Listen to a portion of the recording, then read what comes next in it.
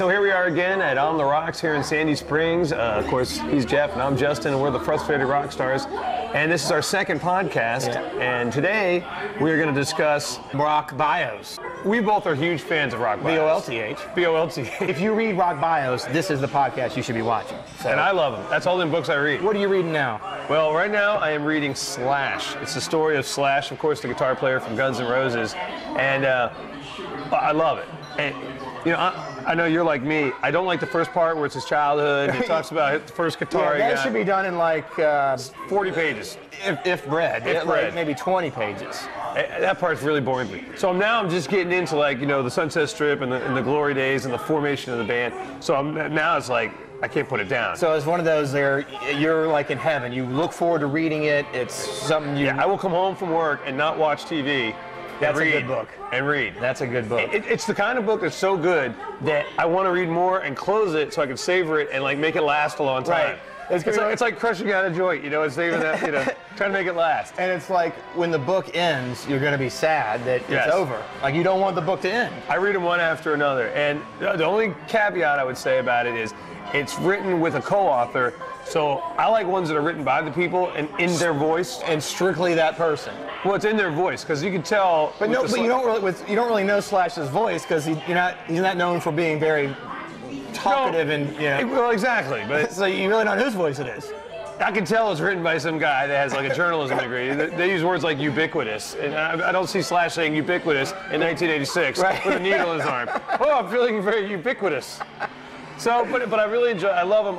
I'd say the best one I've ever read is probably The Dirt. No, I'm going with the George Jones book. Really?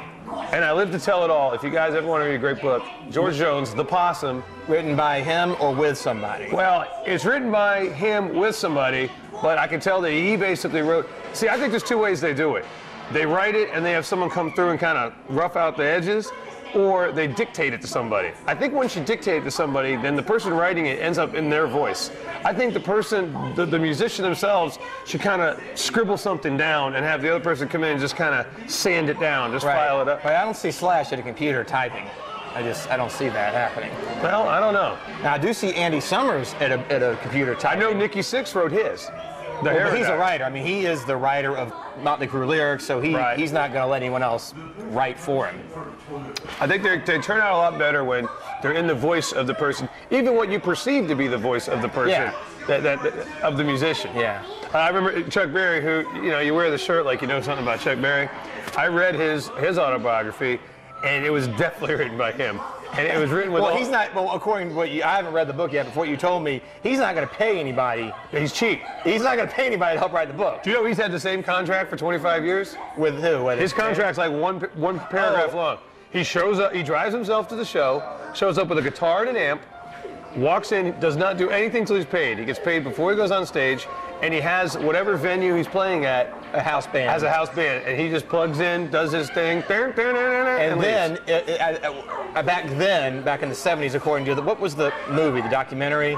Hail, Hail, Rock and Roll. Oh, that's a great documentary. Oh, yeah. He would. Bruce Springsteen was in his backup band one time, and he said, yeah, at the time, you know, he'd get 10 grand, and if the band was good, he'd give 1,000 back to the promoter. If not, he'd keep the whole 10 grand. And it showed him in the 80s. That's when the film was made. Going to a gig, driving the Cadillac, had a suitcase, his a little Fender amp or whatever it is. Yeah, and just showed up, man. But his book, it's chock full of, like, little phrases that Chuck Berry would use. Like, I remember he said something like, "The first time I was on stage, I was nervous as a billy goat on the freeway."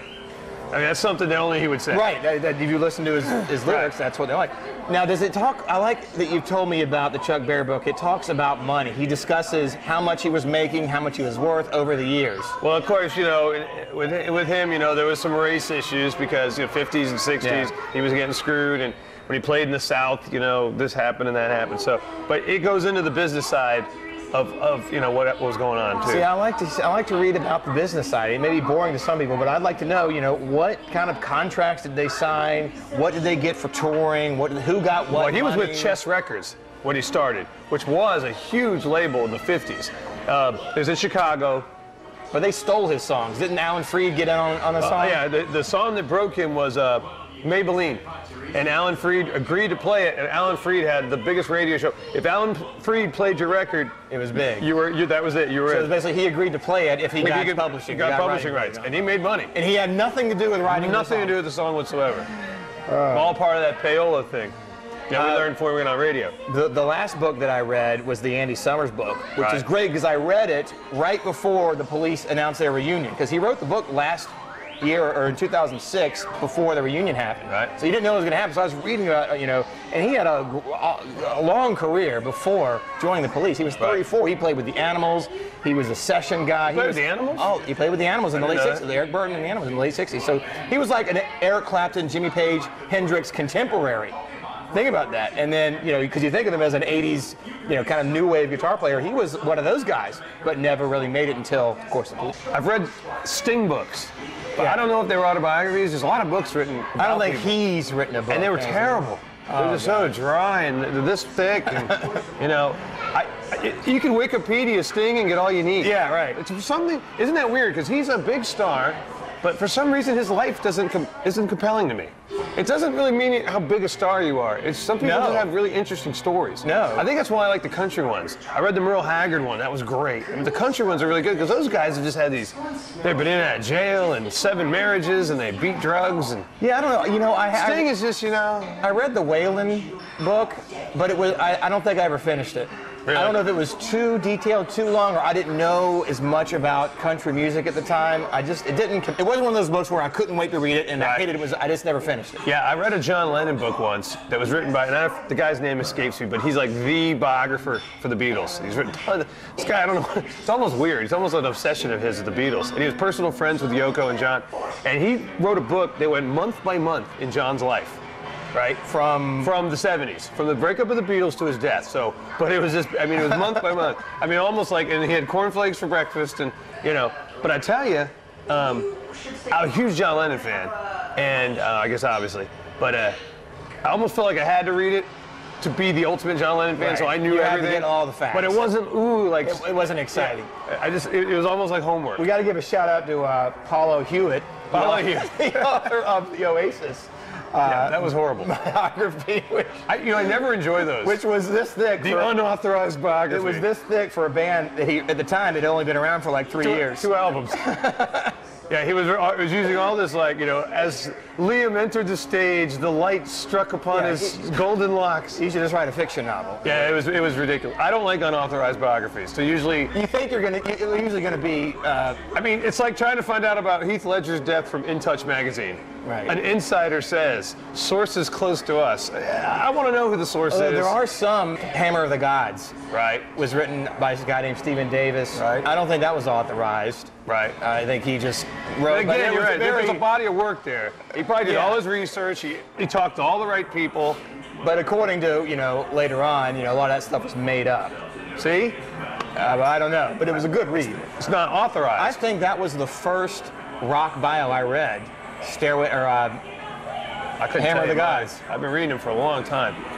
Long time. Who has not written one that you'd like to see? If you could have any tomorrow on shelves. Has Bruce Springsteen written one? Not that I know of. You would find that very interesting? I don't think I would. I'm not too much of a Bruce fan, but it seems like would be a cool story because he's a guy that made it big time out of nowhere. We kind of know his story, though, don't we? Born in New Jersey. Yeah, well, just came up through the bars, played the Stone Pony. The big show was the Hammerstein Odeon show, whatever, where everybody said, "Who the hell is this guy?" And the Rolling Stone writer said, "I've seen the future of rock and roll, and it's Bruce Springsteen."